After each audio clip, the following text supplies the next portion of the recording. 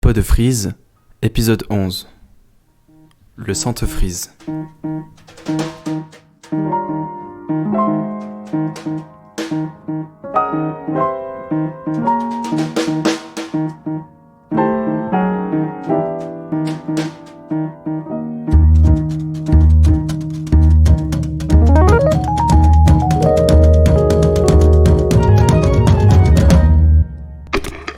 Le centre frise, c'est quoi?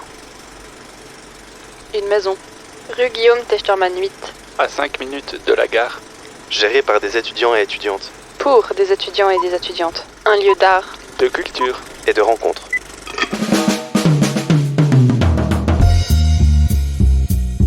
Salut tout le monde. Salut. Moi c'est Nathan et je travaille depuis cette année au centre frise en tant que technicien. Et je suis aujourd'hui en compagnie de 3 autres travailleurs et travailleuses du centre frise. Salut, moi c'est Inès. Je suis comptable depuis cette année au centre frise.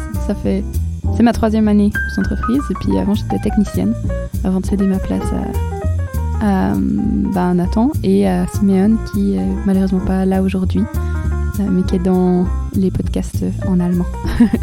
Hello, moi c'est Sophia, ça fait 1 an que je suis au centre frise et je suis graphiste avec Lauritz, qui lui n'est pas là non plus pour enregistrer ce podcast. Enchanté. Ciao, moi c'est Arnaud. Je suis arrivé du coup en septembre avec la rentrée donc de cet automne au centre frise et je suis comptable avec Inès. Ça fait depuis une dizaine de semaines qu'on vous parle chaque lundi. Et on s'était dit qu'aujourd'hui, c'était peut-être l'occasion de présenter le centre frise, ainsi que ses travailleurs et travailleuses, et aussi de présenter son fonctionnement et pourquoi pas de donner quelques idées quant aux activités qu'on voudrait faire dans le prochain semestre. Alors la première chose qu'on voudrait un peu présenter, c'est évidemment le centre frise. Est-ce qu'il y a quelqu'un d'entre vous qui voudrait parler pour un peu décrire dans les grandes lignes qu'est-ce que c'est que le centre frise et qu'est-ce qu'on fait quotidiennement, quoi? On pourra tous se compléter. Je pense, ouais. Déjà, on peut commencer par le fait que c'est un centre culturel qui appartient à l'université de Fribourg. Et donc notre but en tant qu'animateur socio-culturel, parce que c'est notre travail ici, c'est de proposer des activités, des événements et des services.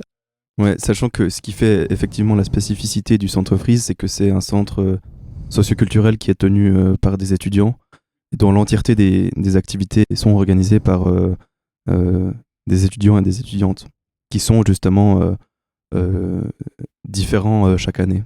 Oui, bien sûr. Et puis il y a aussi cette idée importante que personne n'est professionnel ici et qu'on apprend toutes et tous ça sur le tas en quelque sorte, en se formant avec les gens qui étaient dans les équipes qui nous précédaient. Puis après, on va aussi former les personnes qui vont reprendre notre place. Mm-hmm. Et peut-être Inès, tu peux nous parler un peu de ce que vous avez fait dans le centre frise avant le confinement, ce qui était d'habitude là comme activité. Ouais, bon, déjà, juste pour compléter ce que tu disais, Arnaud, effectivement, en général, on est une équipe de 6. En tout cas, ces dernières années, c'est comme ça que ça s'est passé, avec 3 personnes qui arrivent en même temps et qui prennent chaque fois un poste différent. Donc, comme on l'a vu, graphisme ou communication, globalement, technique et comptabilité, et qui apprennent de la portée précédente, entre guillemets, où ils étaient aussi 3. Chacun a un poste et puis en gros on apprend pendant une année et ensuite la 2e année on enseigne aux nouvelles et nouveaux arrivants. Cette année c'est un petit peu spécial comme on l'a vu parce que du coup moi c'est ma 3e année et puis il y a 4 personnes qui sont arrivées cette année, mais voilà, en général on essaie de fonctionner comme ça. Le type de programme qu'on avait avant le Covid, c'était en gros lundi soir, film, mardi soir, souper, mercredi, concert, jeudi, autre. Et en gros, l'idée, c'était d'offrir un programme varié et le plus complet possible pour les étudiants et les étudiantes. Donc, les films, c'était des associations et des Fachschafts de l'université qui organisaient, comme d'ailleurs les repas, en fait, et les soirées du jeudi, qui étaient assez variées. Et l'idée, c'était d'offrir justement une plateforme de discussion et puis une sorte de cinéma gratuit pour les étudiants et les étudiantes. Les soupers, ça avait pour but que les associations puissent venir faire découvrir une cuisine végane ou bien de la cuisine originaire d'une nationalité spécifique ou bien d'une région du monde ou bien voilà. Et pour un prix de 6 francs par repas, ce qui est aussi très bon marché pour un repas complet. Et enfin, les mercredis soirs, c'était des concerts gratuits pour les étudiants. Et le but, c'était d'avoir une offre culturelle, musicale pour les étudiants qui soit à un coût extrêmement bas, puisque la seule chose... puisque c'était gratuit, quoi. Et puis, de servir aussi un peu de tremplin, peut-être pour des groupes régionaux, locaux, ou qui commenceraient dans la musique. Leur donner les possibilités, l'opportunité de se produire sur une scène. Puis voilà, puis les jeudis, c'était un peu des soirées d'autres genres, que ce soit des soirées jeux de société, des soirées débats, des soirées discussions ou autres. C'était vraiment un peu plus varié. Mais voilà, en gros. Et on était ouvert les après-midi pour... on se voulait surtout, en gros, un endroit où les gens pourraient venir vivre des trucs culturels, sociaux, humains, stylés. Librement, quoi. Et donc ça, c'était chaque semaine pendant le semestre, donc. Ouais, c'est ça. La toute première semaine du semestre, en général, on était fermé. Et puis la deuxième semaine du semestre, la seule activité qu'on avait, c'était une soirée à patente, la opening en fait, qui était vraiment une grosse fête qui marquait le début du semestre. Mais sinon, les autres semaines, oui, c'est ça. Et puis il y avait juste le deuxième semestre, début mai, fin avril, début mai, on avait donc le festival, le Free Air Festival, qui est un festival sur 2 jours, vendredi, samedi, qu'on organisait du coup avec les membres de l'équipe, et puis qui réunissait environ 500 personnes par jour dans l'enceinte du Centre Frise, en fait, avec 2 scènes et puis 5 concerts par jour, et puis c'était un assez gros truc, ouais. Mais bon, voilà, c'était à l'époque où on pouvait se réunir à plus de 10 dans la même pièce. Effectivement, je pense que les gros événements du Centre Frise, il y avait vraiment beaucoup de monde. C'était ce qu'on appelait les openings et les end parties, qui étaient en fait des grosses fêtes au début et à la fin du semestre, et effectivement le Free Air qui avait lieu lors du 2e semestre. Et qui était par contre pas gratuit, qui avait un coût d'entrée de... Ouais, c'est ça. En fait, c'était une des seules activités, c'était la seule activité du Centre Frise qui était ouverte au public non estudiantin. Le but, c'était aussi justement de créer un lien entre le Centre Frise et l'université en général et la population de Fribourg, et pas seulement les étudiants et les étudiantes. Et du coup, c'était 15 francs pour les étudiants et 20 francs pour les non-étudiants pour venir accéder au festival. Après, il y avait des prix différents pour si on prenait pour les 2 jours. On pouvait venir... bien sûr, on avait des dizaines de bénévoles qui venaient nous aider, ce qui était assez génial parce que finalement, sans eux, sans elles et eux, en fait, on tournerait pas. Ouais, alors, sachant que, effectivement, tout ce que tu as dit, c'est absolument tributaire de ce que veulent faire les étudiants qui travaillent ici.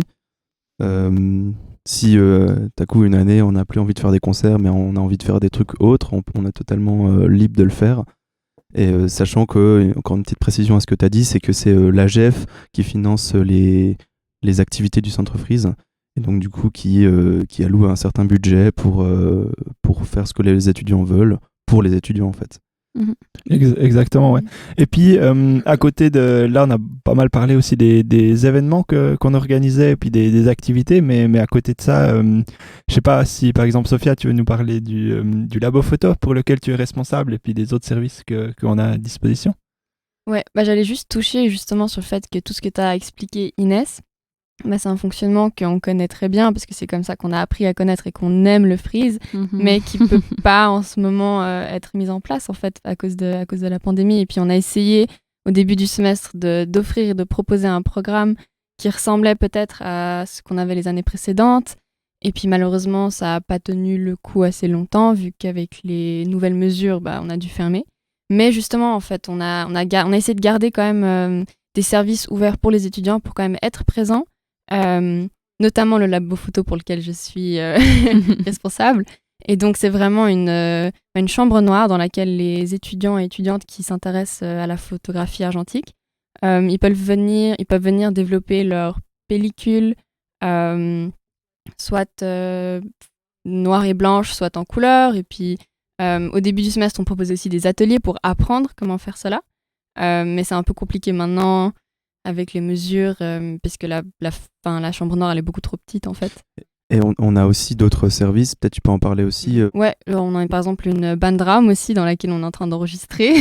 Et n'importe quel artiste ou groupe peut venir la louer pour justement jouer et faire laisser libre cours à sa créativité musicale. C'est joliment dit ça. Ouais, et en plus c'est extrêmement accessible pour les étudiants parce que c'est 50 francs par semestre pour venir jouer 2 heures par semaine dans une salle de musique qui est entièrement sonorisée avec des instruments qui sont prêtés, etc. Accessible aussi le week-end si jamais, alors qu'on est d'habitude ouvert du lundi au vendredi. Et puis sinon, évidemment, il y a aussi le compost, je pense, qui est pas mal utilisé et pratique aussi parce que les étudiants et étudiantes peuvent juste venir mettre leur compost. Il n'y a aucun contact, c'est juste un service qui est hyper pratique. Comme autre service aussi, je pense à ce qu'on a pu garder aussi, c'est l'atelier, donc un service de prêt d'outils et puis de matériel de bricolage où les étudiants et étudiantes peuvent venir pour simplement pour bricoler ou même s'ils ont des choses à faire chez LE. Puis du coup, un autre truc qui est en plein air et qui est aussi réalisable, donc qu'on propose, c'est un atelier de vélo, donc pour réparer et puis un peu retaper, que ce soit des vieux vélos ou juste changer une roue, parce qu'on n'a pas toujours le matériel, puis ça peut vite coûter cher. Donc le Centre Freeze a aussi les outils à disposition. Et à propos de vélo, on propose aussi un vélo cargo, donc vous les voyez sûrement passer à Fribourg, c'est des grands vélos avec une place devant où on peut mettre pas mal de matériel, donc ça peut être pratique si on n'a pas de voiture et qu'on veut quand même déplacer des choses assez encombrantes. C'est une place pour du matériel, hein, c'est pas une place pour s'asseoir dessus. Oui, bien sûr, évidemment. C'est très déconseillé. Je voulais juste ajouter un truc par rapport à encore même la période pas confinement, et c'est quelque chose qu'on a aussi pu maintenir en période de confinement, c'est l'atelier jardin. Et puis, alors, on peut peut-être maintenant en parler de comment est-ce qu'on a vécu en tant qu'équipe le confinement et comment on a essayé de faire quand même quelques activités dans un programme.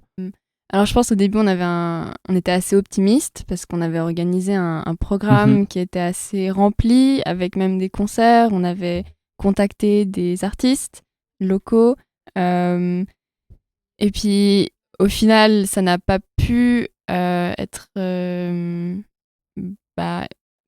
avoir lieu. Ouais, avoir lieu en fait, vu que l'université ne voulait pas qu'on ait de fête au Centre Freeze, donc avec ça aussi on n'a pas pu organiser d'opening qu'on avait prévu de faire de manière aussi très optimiste. Donc ça c'est plutôt, je dirais, au niveau de l'organisation. Et puis on a passé quand même pas mal de réunions à repenser en fait le programme et aussi à pas mal essayer de digitaliser, et c'est ce qu'on fait notamment avec le podcast en fait. Je sais pas si Arnaud t'as envie de toucher là-dessus. Ouais, peut-être juste avant de parler justement de l'alternative qui est le podcast, dire que on était très ambitieux, puis on s'est un peu fait rattraper par la situation aussi, qui s'est empirée assez rapidement avec cette deuxième vague qu'on connaît toutes et tous aujourd'hui. Donc ouais, on a essayé d'adapter le programme par exemple en réduisant le nombre de personnes qui pouvaient venir à certains types d'événements, aussi en changeant certains types d'événements. Par exemple, on avait des soupers, puis bien sûr, on peut facilement se rendre compte que c'est pas optimal d'organiser des soupers pour une situation sanitaire comme celle-là. Du coup, on a organisé par exemple d'autres soirées jeux, plus des soirées débats, discussions et des soirées films. Donc finalement, on est un peu retombé sur nos pieds comme ça. Et une bonne découverte, en tout cas je le dis personnellement, mais j'ai l'impression que c'est le cas aussi pour l'ensemble de l'équipe, c'est justement le podcast. Parce que ça nous a permis justement de par exemple contacter des artistes qui auraient dû venir jouer un mercredi au Freeze. Et ils ont simplement discuté avec eux, échangé sur leur vision de la musique, leur parcours, qu'est-ce qu'ils ont fait, puis aussi passer leur musique. Donc c'était une bonne alternative, et puis ça nous a toutes et tous appris beaucoup de choses. En tout cas, moi, comment parler dans un micro, ne serait-ce que ça. Donc voilà, ouais, c'était une bonne alternative, je trouve. Ouais. Avant qu'on parle justement de l'année prochaine, on va parler de justement comment c'est d'être un travailleur ou une travailleuse au Freeze, et un peu de notre vision de ce qu'est le Freeze, sachant que le Freeze c'est en fait ce que veulent l'équipe, enfin les gens de l'équipe, et en fait à quoi ressemble une semaine typique d'un travailleur au Freeze tel qu'on le connaît actuellement. Je sais pas si quelqu'un veut prendre la parole sur ça. Donc ce que c'est que le Freeze pour moi dans l'ensemble, alors et puis ensuite particulièrement maintenant, ou bien une question que je pourrais te poser, c'est comment est-ce que tu vois le Freeze dans l'idéal, quel est le rôle qu'il a au sein de l'université, et qu'est-ce qui t'a en fait donné envie de venir travailler ici? Ok, pour moi le Freeze, c'est un peu le truc que je dis tout le temps, et je sais pas dans quelle mesure ça perd son sens. C'est sûrement pertinent. Mais c'est que pour moi, le centre Freeze, c'est un lieu de rencontre, mais en fait, j'aimerais que ce soit le chez-soi des étudiants. C'est-à-dire que j'aimerais que les étudiants et les étudiantes puissent venir au Freeze et se dire, ok, je suis bien en fait. Juste, je peux être là et j'ai des choses que je peux faire si je veux. Il y a tout ce qu'il faut pour faire de la peinture, pour faire développer des photos, pour faire du jardin, pour lire des bouquins, pour m'informer, pour pour boire un verre, pour rencontrer des gens. Mais il y a aussi la possibilité de juste venir me poser et me vider la tête, penser à autre chose que mes études et rien faire. Genre, je sais pas, vraiment me poser une demi-heure et je sais pas, dormir s'il faut, enfin genre faire une sieste ou j'en sais rien, enfin voilà. Et ça, je pense que c'est quelque chose qui est fondamental. C'est vraiment un peu un endroit, je trouve, où on peut se ressourcer parce que les locaux de l'université sont pas forcément faits pour se poser, se vider la tête 10 minutes. Enfin, c'est des locaux universitaires, donc pour les cours. Et ça, je trouve que c'est un peu à ça que sert le Freeze. Et surtout, à créer des liens entre les gens. C'est-à-dire que pour moi, quand je suis venue au Freeze la première fois, j'étais là, waouh, tout le monde se connaît, je connais personne, au secours, j'ai trop peur. Et en même temps, le fait d'arriver là-bas, je connaissais une ou deux personnes, mais les gens sont directement venus me parler en mode ouais, salut, ok, comment tu t'appelles, qu'est-ce que tu fais dans la vie, t'es à l'uni, d'accord, cool, machin. Et t'es en quelle branche? Et en fait, je me suis sentie hyper bienvenue tout de suite et j'ai trouvé que c'était un excellent moyen de faire des connaissances en fait. Et parce que je trouve ça très difficile, en tout cas dans mes branches, en lettres à l'université, de créer des contacts avec les gens. Parce que tu choisis ton horaire, donc ça se trouve, tu ne seras pas avec la même personne sur 2 cours. Puis en théorie, quand tu es en cours, si t'es pas dans un... Enfin, même si tu n'es pas dans un auditoire où il y a forcément 100 personnes, tu t'arrives en cours, t'écoutes ce que dit le prof ou la prof, et puis tu prends des notes pendant 2 heures, puis après, tu es tellement... à la strasse parce que t'as pas fait de pause et puis que t'es resté concentré pendant 2 heures que t'as plus aucune motivation de sociabiliser. Enfin, je sais pas, moi en tout cas, c'était vraiment un peu ça. Et du coup, jusqu'à ce que je débarque au Freeze, je me sentais assez seule en fait sur Fribourg. Et je trouve que du coup, c'est un endroit où on peut juste venir et créer des liens et pour moi, c'est vraiment le rôle principal du centre Freeze. C'est évidemment un peu plus compliqué maintenant, mais je trouve que c'est aussi toujours un peu notre mission, entre guillemets, si c'est pas de permettre que les gens se rencontrent en chair et en os, créer un potentiel lien, montrer aux étudiants et aux étudiantes, ok, vous n'êtes pas seuls, il y a ces gens-là qui vivent la même chose, ou regardez, vous pouvez aller retrouver cette personne-là pour ce genre de choses, ou bien, ouais, on vous encourage à faire ça, parce qu'ensuite, ça va créer des liens de telle façon, enfin, voilà. Et c'est d'ailleurs aussi pour ça, un peu, je pense, ce podcast, c'est pour dire aux étudiants et aux étudiantes, salut, on est là avec vous en fait. On peut pas vous accueillir au Freeze avec nous chez nous et chez vous en fait, du coup techniquement, mais on vous oublie pas quoi. Et puis vous êtes pas seul. Et puis aussi travailler au centre Freeze, en fait quand on y travaille, on y habite aussi. C'est-à-dire qu'en fait il y a un peu 3 étages dans le bâtiment. Il y a le rez-de-chaussée où c'est l'endroit où se passent les activités. Il y a le premier où se trouve Unisocial en fait. qui est le service social de l'université. Et il y a le deuxième étage qui est la coloc de l'équipe du Centre Freeze. Sachant qu'évidemment, il y a aussi le sous-sol où il se trouve la salle de disco, etc. Et en étant travailleur ou travailleuse au Centre Freeze, on habite en fait justement à ce deuxième étage-là. Donc on travaille et on vit en même temps avec 5 autres personnes. Sophia ou Arnaud, comment est-ce que avant de vous engager dans le Centre Freeze, comment vous perceviez ça et quel était votre idéal quant justement à cette coloc, aux autres, etc. Alors moi j'ai connu le Centre Freeze aussi assez directement avec des gens qui faisaient partie de l'équipe du Centre Freeze. Notamment mon ancienne colocataire, elle était une ex-friseleuse. Et j'ai connu Simone en cours. Et Simone, l'année passée, il était au Freeze. Et j'adore la vie en colocation, donc c'était pas quelque chose que j'appréhendais, mais en fait qui me plaisait beaucoup. Et j'avais entendu parler de la vie très stressante aussi que ça peut apporter, parce que tu ne sépares plus vraiment ta vie du Freeze et ta vie personnelle. J'en ai beaucoup entendu parler. Je pense que ce semestre, en tout cas, vu qu'on a beaucoup moins d'événements sur place, c'est un problème auquel on n'a pas vraiment dû faire face encore, en tout cas. Effectivement, c'est pas juste un job à temps partiel, mais c'est une sorte de vocation. Il faut vivre le Centre Freeze quotidiennement et y être en fait, parce que même le soir, je veux dire, quand vers 20h, il y a toujours des gens qui viennent dans la salle de répétition, il faut gérer ça, etc. Bon, après, encore une fois, comme on l'a dit au tout début, c'est vrai que c'est l'équipe qui gère un peu ce qu'elle veut offrir ou pas aux étudiants et aux étudiantes, mais en général, les gens qui viennent, ils le font justement pour offrir quelque chose aux étudiants et aux étudiantes, et puis du coup, ça implique quand même, comme tu disais, du sacrifice.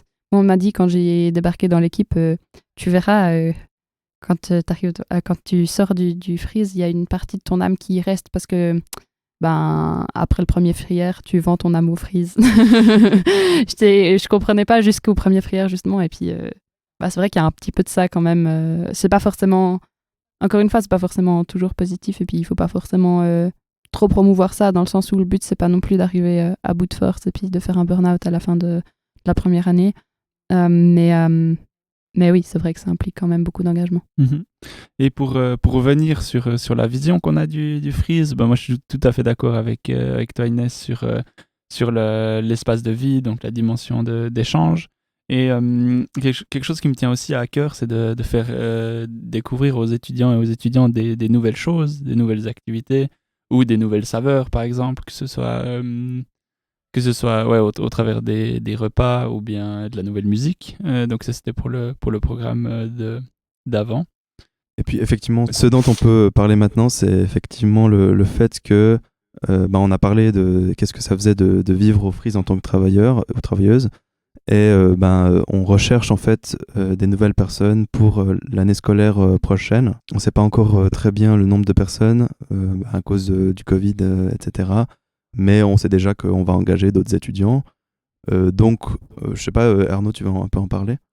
Ouais, en fait, j'espère que déjà ce petit tour de table de notre ressenti sur le Freeze, d'une bonne partie de l'équipe, vu qu'on est 4 sur les 6 membres de l'équipe, vous a permis peut-être de vous faire une idée de ce que c'était le travail ici. Donc, et puis peut-être des qualités ou des choses auxquelles il faudrait penser pour pouvoir travailler ici.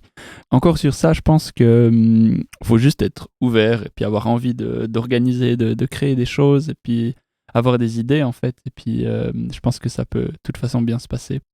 Et puis en termes de modalités officielles, est-ce que c'est un temps partiel, à combien de pourcents, etc. Alors officiellement on est engagé par l'université à 23,5%, c'est ça ?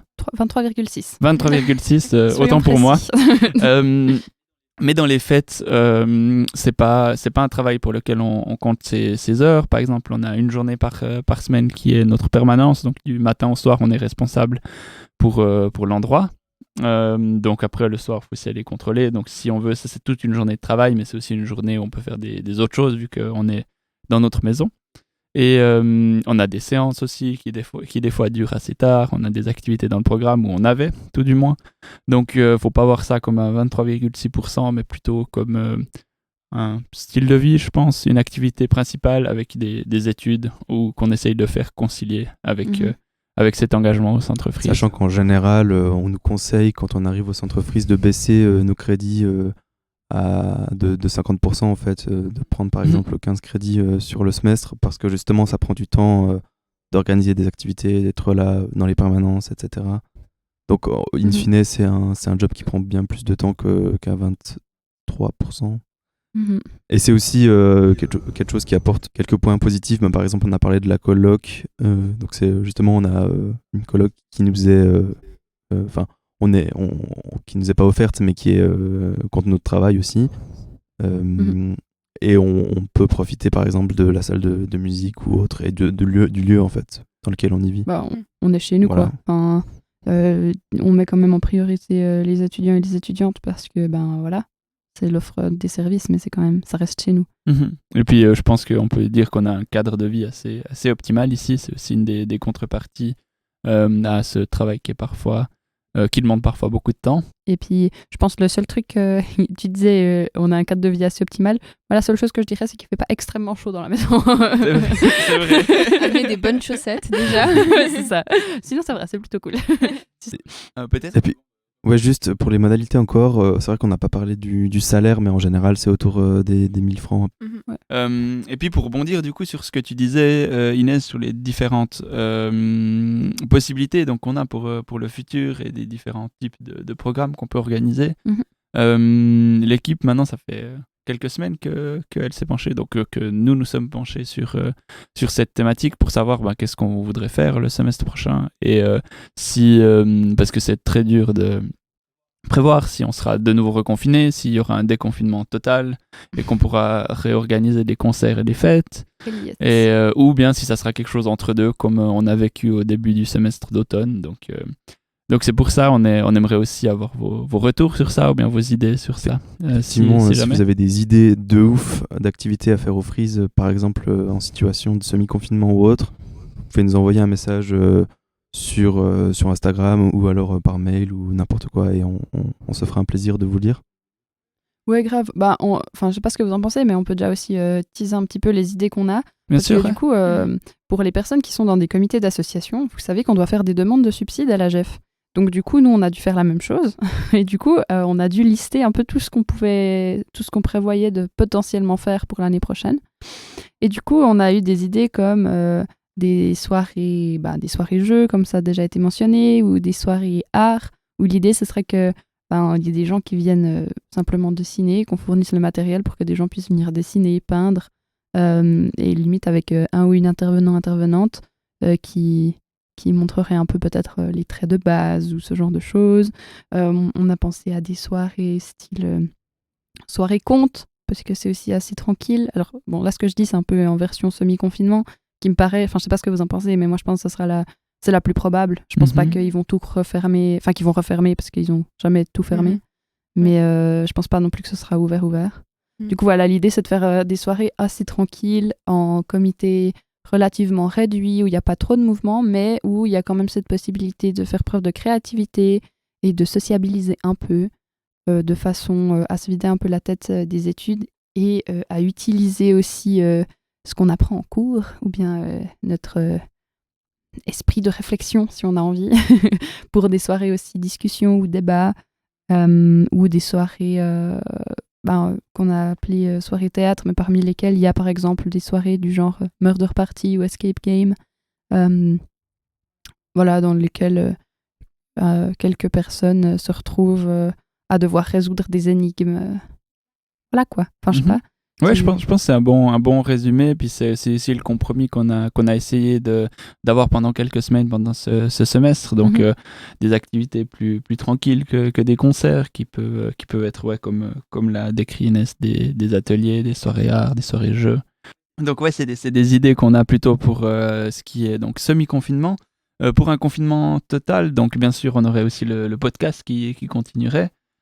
Comme l'a proposé Nathan, moi je trouve que c'est aussi une excellente idée d'avoir des sortes de tables rondes ou des conférences, mais qui seraient donc faites soit par stream, soit par vidéo, donc qui permettrait d'échanger comme si c'était un débat, mais le faire en ligne comme on le connaît actuellement, par exemple pour les séminaires ou pour les cours.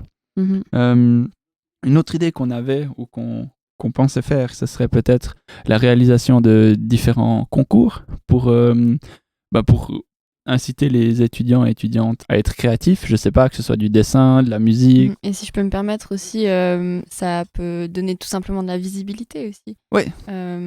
Pour soit ou les gagnantes, ou juste tout simplement ceux qui veulent participer. En fait. Ouais.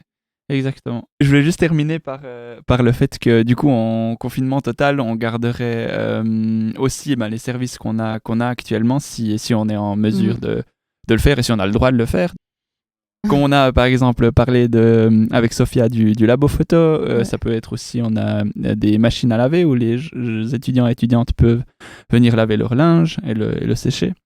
Donc que ce soit aussi l'atelier ou bien la salle de répétition, et on aurait aussi des ateliers, donc des ateliers guitare par exemple qui seraient faits en ligne.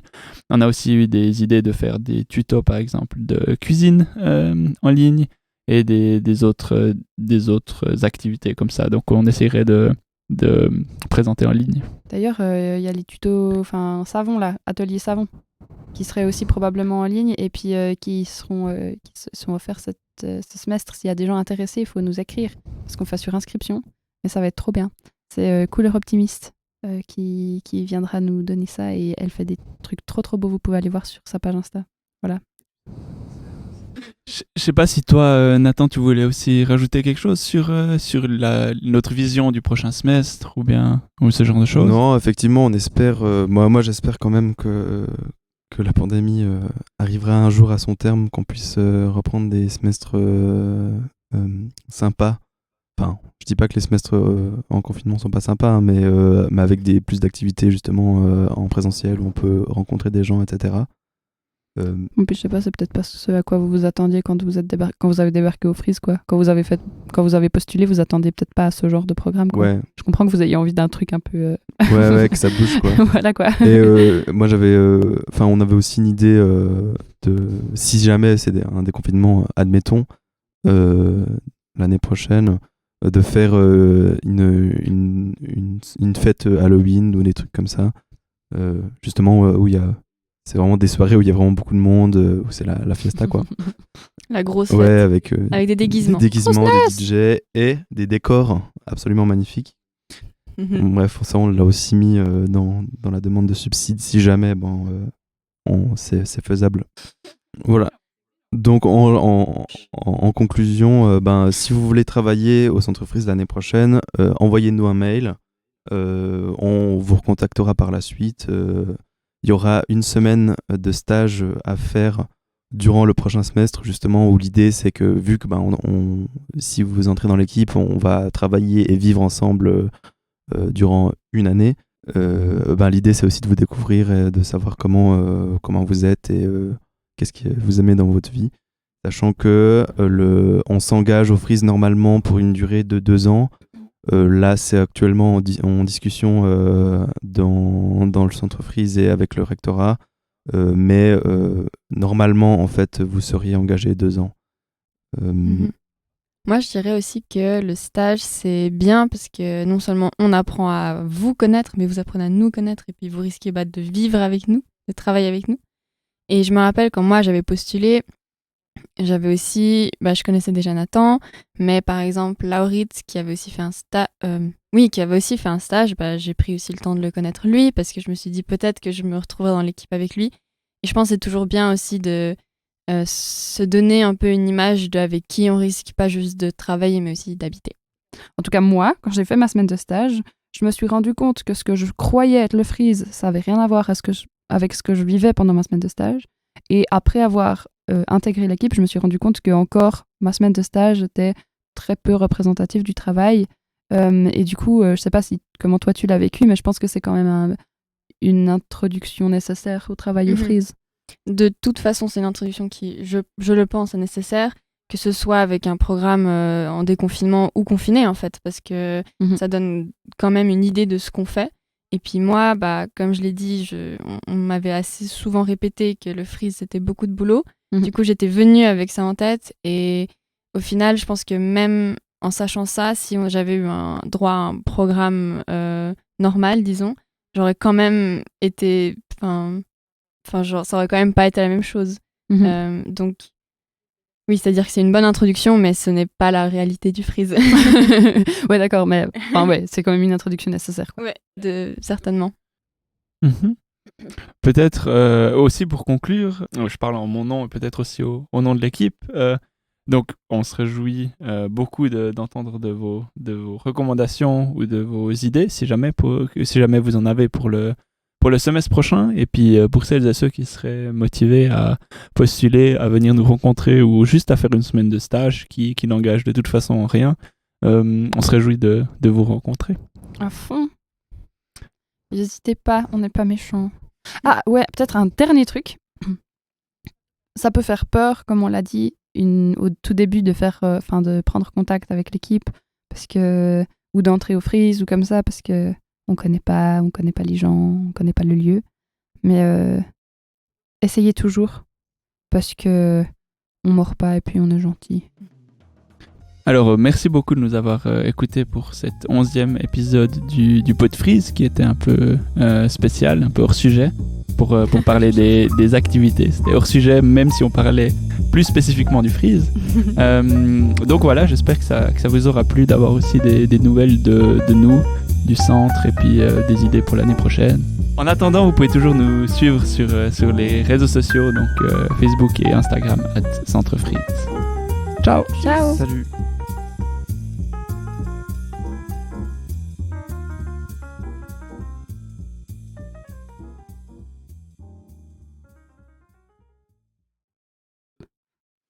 Go. Le centre Freeze, c'est quoi? Une maison. Rue Guillaume Techterman 8. À 5 minutes de la gare. Géré par les étudiants et étudiantes. Pour les étudiants et étudiantes. Merde. Ça de merde.